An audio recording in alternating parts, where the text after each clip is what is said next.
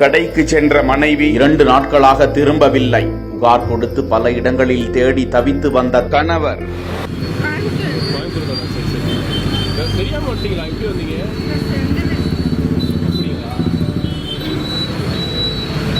இறைவனாய் காப்பாற்றி மீட்டு ஒப்படைத்த இஸ்லாமிய தம்பதி.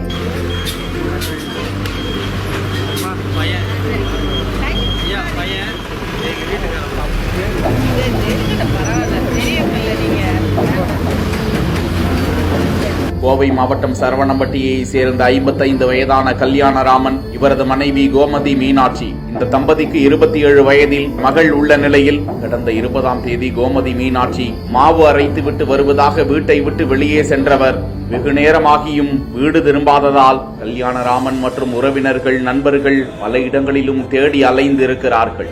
எங்கும் கிடைக்காததால் கதறி அழுது கொண்டு மனைவி கோமதி மீனாட்சி கண்டுபிடித்து தரக்கோரி சரவணம்பட்டி காவல் நிலையத்தில் புகார் கொடுத்து கண்ணீரோடு தேடி வந்த நிலையில் விவரம் குறித்து வலைதளத்திலும் பதிவிட்டனர்.